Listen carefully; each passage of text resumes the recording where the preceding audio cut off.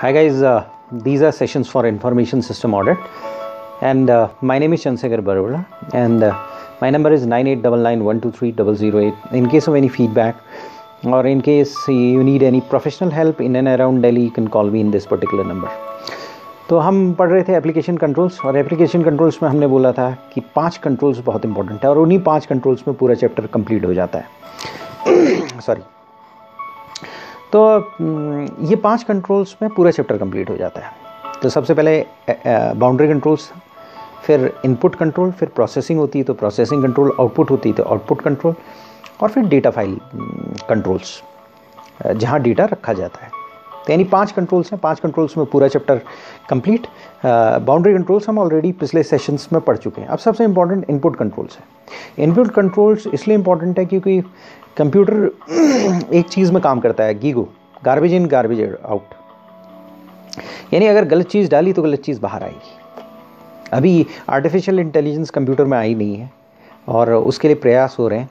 तो artificial intelligence आएगी तो कंप्यूटर गलती भी निकाल देगा।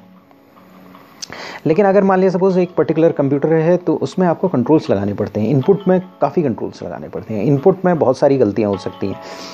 अगर एक एप्लीकेशन बना है तो अच्छे कंपनीज़ में आप जाओगे तो ये देखोगे कि इनपुट में गलतियाँ हो रही हैं, और कई बार ये गलतियाँ डेलिबरेट होती हैं। जब कोई ऑर्गेनाइजेशन होता है वो ट्रांजिशन स्टेट में होता है, मतलब वहाँ पर ऑर्गेनाइजेशन में बहुत सारे वेस्टेड इंटरेस्ट होते हैं, बंदे काम कर रहे होते हैं, पर्टिकुलरली इंडियन ऑर्गेनाइजेशन में, जहाँ पर बंदे ये नहीं चाहते कि कंपनी में चीज़ें इंस्टीट्यूशनलाइज हो, कंपनी अपने आप अपने पाँव में खड़ा हो। तो वो क्या करते हैं कि इन प्रोग्रेस को रोकने की कोशिश करते हैं। तो वहाँ पर क्या होता है, जब सॉफ्टवेयर हम लगाने की कोशिश करते हैं तो इनपुट कंट्रोल को डिस्टॉर्ट करने की कोशिश करते हैं, और जानबूझ कर करते हैं। और बहुत मतलब कई बार एप्लीकेशन के डेवलपमेंट में एप्लीकेशन में प्रॉब्लम आ रही होती हैं, कई बार इनपुट में प्रॉब्लम आ रही होती है, तो इनपुट में मैसिव प्रॉब्लम्स क्रिएट करने की कोशिश करते हैं। तो इनपुट कंट्रोल बहुत इंपॉर्टेंट कंट्रोल है क्योंकि इसमें ह्यूमन इंटरवेंशन है। एक बार इनपुट सही चला गया तो फिर उसके बाद डेटा प्रोसेस करना होता है और फिर वो आउटपुट निकल जाता है। तो इनपुट कंट्रोल में क्या चीज़ जाता है, डेटा या इंस्ट्रक्शंस जाते हैं। इनपुट क्या करेंगे, 2 चीज़ ही कर सकते हैं, डेटा या इंस्ट्रक्शन कर सकते हैं। या तो आप डेटा डालोगे या इंस्ट्रक्शन डालोगे कि भाई ये इंस्ट्रक्शन एग्जीक्यूट होना है। मालूम पड़ा अगर मान लिया सपोज आपको सैलरी बनानी है, सैलरी प्रोसेस करवानी है, पेरोल सॉफ्टवेयर है, तो पहले आप डेटा इनपुट करोगे जितने बंदे ज्वाइन किए इस मंथ में, और उसके बाद आप प्रोसेसिंग करोगे, इंस्ट्रक्शन डालोगे कि भाई पीएफ निकालना है, पीएफ के कैलकुलेट करना है, सैलरी कैलकुलेट करनी है, टैक्स कैलकुलेट करनी है। तो ये इंस्ट्रक्शंस है बेसिकली, डेटा और इंस्ट्रक्शन। और जैसे कि हमने पहले सेशंस में ये पढ़ लिया है कि कंप्लीट एक्यूरेट वैलिड डेटा होगा। यानी कि डेटा जहाँ पर इंस्ट्रक्शंस और डेटा या इनपुट जहाँ पर बात आए, इनपुट जहाँ पर बात आए तो इनपुट क्या करेंगे, डेटा और इंस्ट्रक्शन करेंगे। और डेटा और इंस्ट्रक्शन कैसे होने चाहिए, कंप्लीट एक्यूरेट और वैलिड होनी चाहिए। जहाँ सिक्योरिटी आए तो वहाँ CIA आ जाती है, कॉन्फिडेंशियलिटी, इंटेग्रिटी और अवेलेबिलिटी। उसी तरीके से डेटा के साथ कंप्लीट एक्यूरेट और वैलिड डेटा हर जगह लिखा होगा। कम से कम एक्यूरेट और कंप्लीटनेस ऑफ डेटा, कई जगह पर accuracy and completeness of data लिखा रहता है। इसके अपने मीनिंग है, जैसा कि मैंने पहले बताया कि एक्यूरेसी का मतलब क्या है, कंप्लीटनेस का क्या मतलब है, वैलिडिटी का क्या मतलब है। तो एक डेटा और इंस्ट्रक्शन कंप्लीट, एक्यूरेट और वैलिड होनी चाहिए। जब हम पढ़ने की कोशिश करते हैं तो कई बार क्या है, हमारी स्टडी काफ़ी नीरस दिखाई देती है, और इसी की वजह से हमारे CA फ्रेटर्निटी के फ्रेंड्स ये एग्ज़ाम पास नहीं कर पाते हैं क्योंकि काफ़ी नीरस होता है, काफ़ी अनअंडरस्टैंडेबल होता है। लेकिन अगर आप कॉन्सेप्ट्स को धीरे धीरे समझने की कोशिश करेंगे तो आपको समझ में आ जाएगा। तो इनपुट कंट्रोल ये इंश्योर करता है कि कंप्लीट एक्यूरेट डेटा या इंस्ट्रक्शन कंप्यूटर में इनपुट किए जाएं। इनपुट कंट्रोल इसीलिए बहुत इंपॉर्टेंट है, और इनपुट कंट्रोल इसलिए भी इंपॉर्टेंट है क्योंकि सब्सटेंशियल अमाउंट ऑफ टाइम लगता है इनपुट को डालने के लिए, क्योंकि यहाँ ह्यूमन इंटरवेंशन है। तो एरर्स एंड फ्रॉड्स बहुत ज़्यादा होते हैं। ह्यूमन बीइंग फेलेबल है, ह्यूमन बीइंग इनएफिशिएंट है, ह्यूमन बीइंग को बहुत ट्रेन करना पड़ता है, ह्यूमन बीइंग गलतियाँ करता है, ह्यूमन बीइंग ये उसका नेचर है। तो यहाँ पर ह्यूमन इंटरवेंशंस बहुत ज़्यादा होते हैं इस लेवल पर, और काफ़ी टाइम लगता है, और कि जो इनपुट करोगे उसी के अनुसार आउटपुट होगा। जो इनपुट और इंस्ट्रक्शन करोगे उसके बाद सॉफ्टवेयर उसे टेकअप कर लेगा और प्रोसेसिंग करेगा अपने लॉजिक कोड्स के अनुसार और आपको आउटपुट दे देगा। तो इनपुट कंट्रोल इसलिए बहुत इंपॉर्टेंट है। किसी भी एप्लीकेशन कंट्रोल में जो सबसे important, one of the most important, time consuming, substantially time consuming, error prone, fraud prone area है, वो है इनपुट कंट्रोल्स का। तो हमारी स्टडी उसके बाद डेटा इनपुट मेथड्स के बारे में बताती है। इनपुट कंट्रोल से आगे बढ़ने से पहले वो डेटा इनपुट मेथड्स के बारे में बताती है। तो ये कहती है कि डेटा इनपुट दो तरीके से हो सकता है, मतलब उसको दो तरीके से क्वालिफाई किया जा सकता है। जैसे पहला वो बोलती है स्टेट ऑफ ऑब्जेक्ट और दूसरा है इवेंट। स्टेट ऑफ ऑब्जेक्ट का मतलब ये है, जैसे फॉर एग्जांपल अगर मान लिया कोई हम माल बेच रहे हैं तो उसकी एक पर्टिकुलर प्राइस है। अगर दुकानदार अपनी दुकान में बैठा है और ये वो एक पर्टिकुलर प्राइस फिक्स करके रख देता है, यानी कोई भी आदमी उसके पास आएगा वो कहेगा इतने पैसे में आप इतने, ये पर्टिकुलर आइटम इतने पैसे का, इतने का है, तो उसे स्टेट ऑफ ऑब्जेक्ट कहते हैं। स्टेट ऑफ ऑब्जेक्ट चेंज नहीं होता है, वो वहीं रहता है। वो बात अलग है कि कई छोटी मोटी दुकानें वहाँ पर बार्गेनिंग हो जाती है, और बार्गेनिंग हो जाती है तो वो प्राइस चेंज हो जाता है। लेकिन अगर मान लिया सपोज आप किसी मॉल में चले जाएंगे, किसी फिक्स प्राइस शॉप में चले जाएंगे, वो स्टेट ऑफ ऑब्जेक्ट है, जैसे price of commodity state of object होता है। यानी कि अगर मान लिया सपोज आपके पास एक मैग्नेटिक स्ट्रिप है, जैसे आप किसी मॉल में जाते हैं तो वहाँ पर आप माल लेकर आते हैं, तो मान लो 4 साबुन खरीदे, तो 4 साबुन हुए और उसमें आपका बारकोड लगा होता है, बारकोड रीडर होता है। बारकोड रीडर उस बार पढ़ता है और उसी के अनुसार उसके प्राइसेस बताने लगता है। तो यानी कहने का मतलब यह है कि दो चीज़ें हैं, या तो स्टेट ऑफ ऑब्जेक्ट है या इवेंट है। इवेंट सेल ऑफ कमोडिटी हो जाएगा, यानी आइटम सेल हुआ वो इवेंट में आ जाएगा, और स्टेट ऑफ ऑब्जेक्ट हो जाएगा प्राइस ऑफ कमोडिटी। तो ये पर्टिकुलर कॉन्सेप्ट से हमारे एग्जामिनेशन में पूछे जा सकते हैं। इसी पर कॉन्सेप्ट बिल्डअप आगे होते जाएगा। आप देखते जाएंगे कि कॉन्सेप्ट इन पर्टिकुलर चीज़ों पर कॉन्सेप्ट्स बिल्डअप होते चले जाएंगे। उसके अलावा डेटा इनपुट मेथड्स दो टाइप के हो सकते हैं, डायरेक्ट और इनडायरेक्ट। डायरेक्ट का मतलब ये है कि डायरेक्टली किसी डिवाइस से इनपुट हो, जैसे स्कैनर्स है, माउस है, टच स्क्रीन्स है। जब आप एटीएम में जाते हैं तो क्लिक करते हैं, तो वो डायरेक्ट एंट्री है। अगर मान लिया सपोज आप माल खरीदने जाते हैं और एक रिलायंस के आउटलेट में अगर आप जाएंगे, तो वहाँ पर क्या होगा कि या किसी बिग बाज़ार या कोई पर्टिकुलर मॉल में जाएंगे तो वहाँ पर बारकोड रीडर होगा, बारकोड रीडर रीड करेगा। तो जैसे ही वो बारकोड रीडर जो है वो डायरेक्ट एंट्री है। तो आपने एक पर्टिकुलर डिवाइस का यूज़ किया, स्कैनर है, माउस है, टच स्क्रीन है, कोई भी चीज़ है। अगर इनडायरेक्ट मेथड होगा तो वहाँ पर एक इंटरमीडिएटरी मीडियम होगा। जैसे फॉर एग्जांपल आपने एक डॉक्यूमेंट लिखा, वर्ड या एक्सेल में लिखा, और उसके बाद आपने कीबोर्ड लिया और कीबोर्ड से फिर आपने इनडायरेक्ट एंट्री की। तो यानी कि किसी भी इनपुट को एंट्री करने के दो मेथड्स हो सकते हैं, डायरेक्ट मेथड और indirect method. Direct method less error prone होता है, indirect method high error prone होता है। तो एग्जामिनेशन में क्वेश्चन आ सकता है कि भाई इस पर चीज़ें बिल्ड आउट होकर इंफॉर्मेशन सिस्टम ऑडिट के जो हमारी सी इंस्टीट्यूट के एग्जामिनेशन पर इस पर रिलेटेड क्वेश्चन आ सकता है कि डायरेक्ट मेथड और इनडायरेक्ट मेथड कौन सा ज़्यादा फ्रॉड प्रोन है, एरर प्रोन है, या कोई और कॉम्प्लेक्सिटी के साथ बनकर मल्टीपल चॉइसेस क्वेश्चन में आ सकता है। उसके बाद डेटा क्या हो सकता है, प्री रिकॉर्डेड हो सकता है, पोस्ट रिकॉर्डेड हो सकता है। प्री रिकॉर्डेड का मतलब सिंपल कि इवेंट के अकरेंस से पहले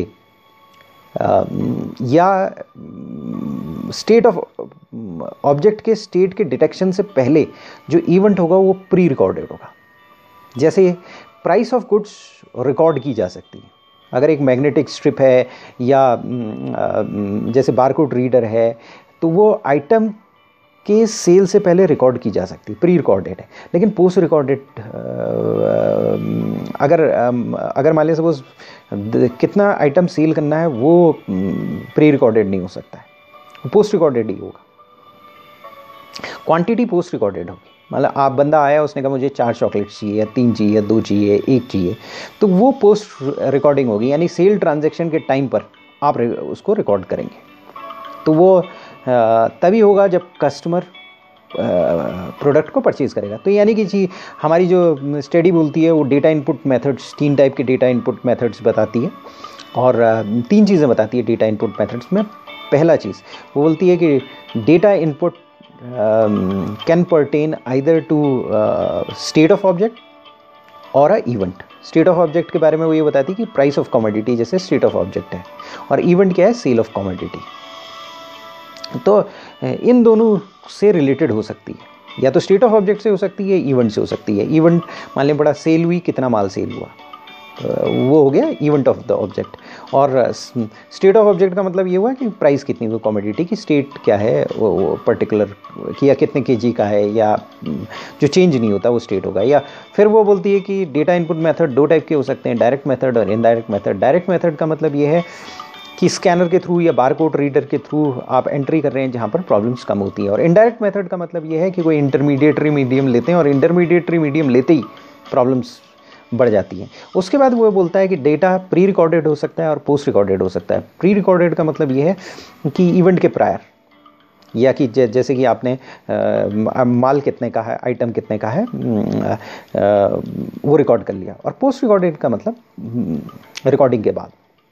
इसके बाद हमारी स्टडी सोर्स डॉक्यूमेंट डिज़ाइन के बारे में कहती है। सोर्स डॉक्यूमेंट डिज़ाइन जो है इंटरमीडिएटरी मीडियम है, यानी कि डायरेक्ट नहीं है, इनडायरेक्ट है।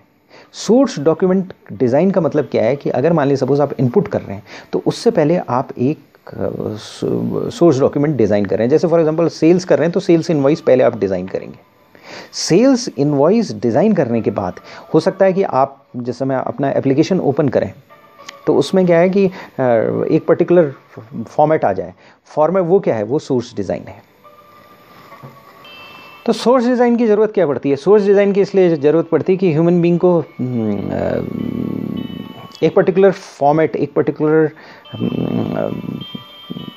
पर्टिकुलर फॉर्मेट आपको देना पड़ेगा। और पर्टिकुलर फॉर्मेट इसलिए देना पड़ेगा क्योंकि वो हेल्प करता है ह्यूमन बीइंग, उसमें जो एम्प्लॉय है, जो बंदा है, जो काम कर रहा है, वो उसके पर्टिकुलर फील्ड्स में डेटा डाल सकता है और वहाँ से कंप्यूटर उठा सकता है। तो सोर्स डॉक्यूमेंट डिज़ाइन बहुत इंपॉर्टेंट होता है। Source document design intermediary medium होता है। जो अभी हमने पढ़ा डायरेक्ट और इनडायरेक्ट में, अगर हम बोलें तो इनडायरेक्ट जो डेटा इनपुट इनडायरेक्ट मेथड है, डेटा इनपुट का इनडायरेक्ट मेथड है सोर्स डॉक्यूमेंट डिज़ाइन।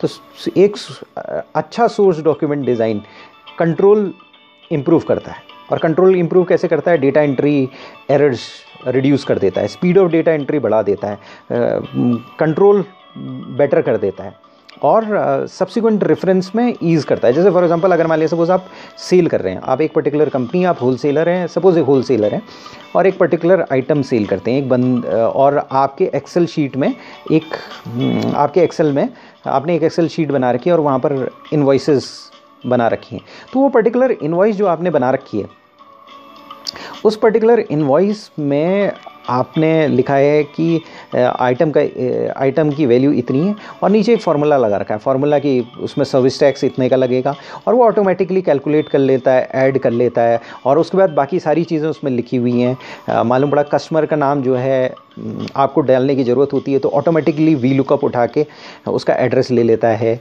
उसके बाद क्या करता है कि बाकी उसका पैन नंबर, आपका पैन नंबर ऑलरेडी उसमें लिखा हुआ है जो फिक्स्ड है, मतलब जो फिक्स डिटेल्स हैं, जैसे पैन नंबर है, आपका सर्विस टैक्स नंबर है, आपका एड्रेस है, ये सारी चीज़ें उसमें लिखी हुई हैं। और नीचे ऑथराइज सिग्नेटरी का नेम या उसके लिए स्पेस है। तो ये सारी चीज़ें होने की वजह से क्या है कि आदमी को जब सेल कर रहा है तो उसे 2 ही चीज़ें डालनी है।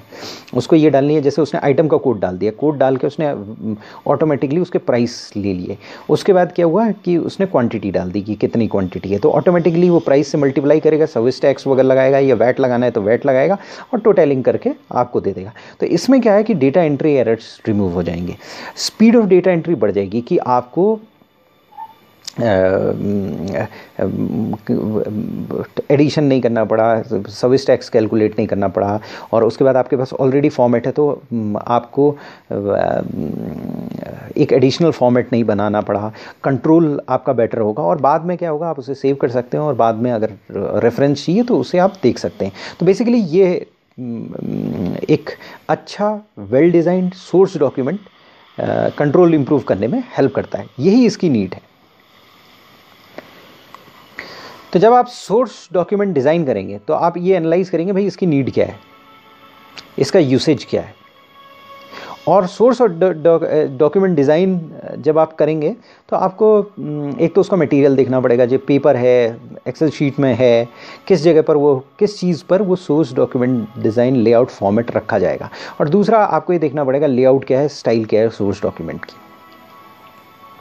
तो सोर्स डॉक्यूमेंट डिज़ाइन को डिज़ाइन करते वक्त आपको कुछ चीज़ों का ध्यान रखना पड़ेगा, और वो कुछ चीज़ें ये हैं कि इंस्ट्रक्शंस होनी चाहिए उसमें, ताकि कोई भी नया बंदा आए वो देख सके और उस फॉर्म को कैसे कंप्लीट किया जा सके। जो भी कोई फॉर्म आता है, आप इंटरनेट ओपन करते होंगे, उसमें फॉर्म आता है और उसमें ये लिखा हुआ रहता है कि किस तरीके से इंस्ट्रक्शंस लिखे होते हैं कि किस तरीके से फॉर्म को कंप्लीट किया जाएगा। हैंड राइटिंग से कोई चीज़ इनपुट करना, उसमें मिनिमम होना चाहिए, मिनिमम जगह होनी चाहिए जहाँ पर इनपुटिंग हो, या मिनिमम चीज़ होनी चाहिए जहाँ पर हैंड राइटिंग का इस्तेमाल किया जा सके, किया जा रहा है। डेटा एंट्री सीक्वेंस्ड होनी चाहिए, यानी कि टॉप टू बॉटम होनी चाहिए या लेफ़्ट टू राइट होनी चाहिए, एक पर्टिकुलर सीक्वेंस बनना चाहिए जिससे आदमी उसे छोड़े नहीं। डेटा एंट्री में प्रॉब्लम ना हो, नंबर्ड होना चाहिए या कुछ इस तरह से होना चाहिए कि जो बंदा, या आजकल क्या होता है कि कंप्यूटर में मैंडेटरी फील्ड्स होते हैं और उसमें रेड करके रेड स्टार बना होता है, तो उसमें इस तरीके से कुछ होना चाहिए ताकि बंदा उसमें एंट्री करे ही करेगा। और केवल वेरिएबल डाटा कैप्चर करना चाहिए, यानी कि अगर मान लिया सपोज सर्विस टैक्स 12.3% है, 36% है, तो वो तो वहाँ लिखा होना चाहिए सर्विस टैक्स, वो तो फिक्स डेटा है। लेकिन वेरिएबल क्या हो सकता है कि आइटम का नेम, प्राइस, क्वांटिटी, ये सब वेरिएबल आइटम है। केवल वेरिएबल डेटा लिखने के लिए जगह होनी चाहिए, केवल वेरिएबल डेटा कैप्चर करे, फिक्स डेटा नहीं होना चाहिए। फिक्स डेटा तो ऑटोमेटिकली उस फॉर्मेट का पार्ट होना चाहिए। तो वेरिएबल डेटा आपने डाला, बात खत्म हो गई। तो जितनी कम इनपुट कराने की कोशिश करेंगे उतना कम ह्यूमन एरर होगा, जितने कम ह्यूमन एरर होंगे उतना चीज़ सक्सेसफुल होगी, जितनी चीज़ सक्सेसफुल होगी उतनी चीज़ एफिशिएंट होगी। तो यानी सोर्स डॉक्यूमेंट डिज़ाइन में आपको ये चीज़ देखना पड़ेगा कि सही तरह से सोर्स डॉक्यूमेंट डिज़ाइन किया गया है कि नहीं किया गया है। जब आप ऑडिट करने जाएंगे as an information system auditor, तो आप ये सारी चीज़ें देख सकते हैं कि चीज़ें फिक्स्ड हैं कि नहीं फिक्स्ड हैं, जो फिक्स्ड आइटम है वो ऑलरेडी फॉर्मेट में लिखा गया है कि नहीं लिखा गया है, इंस्ट्रक्शंस लिखे गए हैं कि नहीं लिखे हैं, मिनिमम अमाउंट ऑफ इनपुटिंग या हैंड राइटिंग से कोई चीज़ लिखनी है, जैसे बैंक में जाते हैं आप, एक स्लिप मिल जाती है, उसमें हैंड राइटिंग से लिखना पड़ता है, तो मिनिमम अमाउंट होनी चाहिए। कई जगह क्या होता है डब्बा बना दिया जाता है, तो उसमें क्या होता है क्लैरिटी आ जाती है। और दूसरी बात, अगर कंप्यूटर है उसमें एंट्री हो तो आपकी या नॉर्मल भी हो तो सीक्वेंस्ड होना चाहिए वो। तो सोर्स डॉक्यूमेंट के डिज़ाइन में फिक्स्ड या कांस्टेंट कैप्चर नहीं होनी चाहिए, डेटा के साथ कैप्चर नहीं होनी चाहिए, मतलब फिक्स्ड ऑटोमेटिकली दिखाई देनी चाहिए। अगर मान लिया सपोज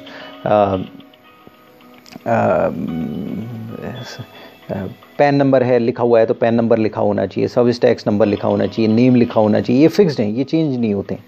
उसके बाद क्या है कि बिज़नेस के कुछ कोड्स होते हैं, जैसे for example chart of account होते हैं। आपने ये देखा होगा कि अगर कोई टैली शैली में अगर हम या ERP यूज़ करते हैं या दूसरे सॉफ्टवेयर यूज़ करते हैं, तो वहाँ पर क्या होता है कि बिज़नेस कोड्स होते हैं, तो वो सारे चार्ट ऑफ अकाउंट्स होते हैं या कोई बिज़नेस कोड्स हैं, तो वो यूज़ होने चाहिए उसमें।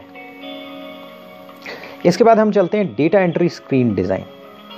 मतलब पहले था सोर्स डॉक्यूमेंट डिज़ाइन, अब है डेटा एंट्री स्क्रीन डिज़ाइन। तो यानी कि सोर्स डॉक्यूमेंट का डिज़ाइन कर दिया है, एक ऐसे डॉक्यूमेंट का डिज़ाइन किया है जो सोर्स डॉक्यूमेंट है, जैसे इनवॉइसिंग वगैरह है। अब हम डेटा एंटर कर रहे हैं, तो डेटा एंट्री के स्क्रीन का डिज़ाइनिंग किस तरीके से होगा। तो अगर ये पर्टिकुलरली इंपॉर्टेंट है, अगर ऑनलाइन फॉर्म होगा या टेबल्स होंगी, तो क्या होता है कि इसमें कई चीज़ होनी चाहिए आपके पास। जो सबसे इम्पॉर्टेंट चीज़ ये होनी चाहिए कि अगर कोई डिज़ाइनर डिज़ाइन कर रहा है तो उसे प्रोग्राम लॉजिक भी देखना है और ये देखना है कि कैसे डेटा इनपुट होगा, दोनों चीज़ों को देखना है। दोनों चीज़ को देखकर उसे डेटा एंट्री स्क्रीन डिज़ाइन करनी पड़ेगी। ऐसा होता है कि अगर मान लिया सपोज कंप्यूटर है, कोई एप्लीकेशन प्रोग्राम है, अगर आप जा रहे हैं और अगर डेटा जो इंटरफेस है वो ब्यूटीफुल नहीं है, वो इंटरफेस नेविगेबल नहीं है, इंटरफेस अगर अच्छा नहीं है, तो आप अनकंफर्टेबल हो गए। कई बार आप एंट्री डाल रहे होगे, ईजिली एंट्री अगर फ्लो नहीं कर रही है तो प्रॉब्लम है। कई बार क्या होता है, आप एंट्री करते हो तो कुछ देर बाद आती है, कुछ हल्का सा ब्लिंक सा करने लगता है, एक आपको फील आउट नहीं होता है कि easy navigable data entry screen है। तो डेटा एंट्री स्क्रीन ईजी होना चाहिए, नेविगेबल होना चाहिए, और ऐसा होना चाहिए कि अगर आपने कोई गलती की है तो आप उसे देखते ही ईजिली आपको समझ में आ जाए। आपका जजमेंट बेटर करना चाहिए, उसने जजमेंट पुअर नहीं करना चाहिए, जजमेंट बेटर करना चाहिए। इनफैक्ट क्या है कि सिस्टम एक पर्टिकुलर रोल प्ले कर सकता है डेटा एंट्री प्रोसेस में, यूज़र को गाइड कर सकता है, डेटा एंट्रीज को चेक कर सकता है, एरर डिटेक्ट कर सकता है। फॉर एग्जांपल जहाँ पर डेट ऑफ बर्थ डालनी है वहाँ पर न्यूमरली डालेंगे, वहाँ पर अल्फ़ाबेट्स नहीं डाल सकते, तो एरर डिटेक्ट कर सकता है। और दूसरे डेटा प्रोसेसिंग एड्स प्रोवाइड कर सकता है। जैसे कई बार क्या होता है कि आपको डेट ऑफ बर्थ डालनी होती है तो वो कैलेंडर खुल जाता है ऑटोमेटिकली, मंडे या ट्यूसडे वो आपस में ले लेता है। तो अगर मान लीजिए आप डेट ऑफ बर्थ डाल रहे हो तो आपको पता होगा कि मंडे को पैदा हुआ हूँ, ट्यूसडे को पैदा हुआ हूँ, आपने क्लिक किया और कोई गलती हो गई तो वो सामने दिखाएगा कि मंडे। तो ये पर्टिकुलर एड्स हेल्प करते हैं डेटा एंट्री स्क्रीन डिज़ाइन में, और ये बहुत इंपॉर्टेंट होते हैं। और आप एक वैल्यू एडिशन क्रिएट कर सकते हैं as a information system auditor. जब आप डेटा एंट्री स्क्रीन को देख रहे हो, अगर मान लिया सपोज आप सिस्टम डेवलपमेंट लाइफ साइकिल के पार्ट हो गए हो, अगर कोई सिस्टम डेवलप हो रहा है और आपको उसको ऑडिट करना है, तो आप डेटा इंटरफेस देखकर ये सारे इनपुट्स दे सकते हो। आप ये कह सकते हो कि भाई इसमें पर्टिकुलर कंट्रोल्स लगे हैं कि नहीं लगे। एरर डिटेक्ट करने के लिए कंप्यूटर हेल्प करता है कि नहीं हेल्प करता है। डेटा प्रोसेसिंग एड्स, दूसरे डेटा प्रोसेसिंग एड्स दिए गए हैं कि नहीं दिए गए। तो जो डिज़ाइनर डिज़ाइन करेगा वो सॉफ्टवेयर के इंटरफेस को भी देखेगा, कंप्यूटर प्रोग्रामिंग लॉजिक को भी देखेगा, और ये भी देखेगा डेटा कैसे एंट्री होगी। इन सब चीज़ को देखकर उसे डेटा एंट्री की स्कीम को डिज़ाइन करना चाहिए। और स्क्रीन कैसी होनी चाहिए, नेविगेबल होनी चाहिए, अच्छा लुक वाली होनी चाहिए। और स्क्रीन ऐसी होनी चाहिए, अगर कोई गलती हो रही है तो इनपुट आपको पता चल सके, ईजिली पता चल सके कि गलती हो रही है। तो जनरली क्या होता है कि जो डेटा एंट्री है या पर्टिकुलर इनपुट है, क्लरिकल जॉब है, तो उसमें बहुत ज़्यादा होगा। लेकिन आज की डेट में क्या है कि डेटा एंट्री कहीं हर जगह डेटा एंट्री है, कुछ ना कुछ लेवल पर हर जगह डेटा एंट्री है। और इसीलिए ये सारी चीज़ का ध्यान रखना बहुत ज़रूरी है, क्योंकि एक बार आपने डेटा एंट्री कर दी, डेटा चला गया, उसके बाद प्रोसेसिंग करके अपने आप आउटपुट फॉर्म में आ जाएगा। तो जनरल ऑब्जेक्टिव क्या है अच्छे डेटा स्क्रीन डिज़ाइन करने का, कि डेटा कंसिस्टेंट होना चाहिए, फ्लो होना चाहिए, इनपुट एक्शन मिनिमाइज होनी चाहिए, कम से कम इनपुट हो, रिसोर्स रिक्वायरमेंट मिनिमम होनी चाहिए, यानी कि कई चीज़ों का कैलकुलेशन कर रहा है तो ऑटोमेटिकली कैलकुलेट करे। मतलब ऐसा ना हो सर्विस टैक्स लगाया तो कह के उस आदमी ने इनपुट केवल इतना इनपुट किया है कि भाई ये आइटम है, इतना माल है, तो ऑटोमेटिकली उसके बाद कैलकुलेट कर ले, सर्विस टैक्स अपने आप लगा ले, वैट अपने आप लगा ले। अगर कोई आदमी एलिमेंट्री मैथमेटिक्स जानता है तो वो काम कर ले, उसे रिसोर्स रिक्वायरमेंट्स, एक्सपर्टीज़ रिक्वायरमेंट की ज़रूरत ना पड़े। डेटा एंट्री की डेटा डिस्प्ले के साथ कंपैटिबिलिटी होनी चाहिए, यानी कि जैसे जैसे आप डेटा एंटर करते चले जाएं, स्क्रीन मूव आउट हो जाए, नीचे की तरफ मूव होते जाए,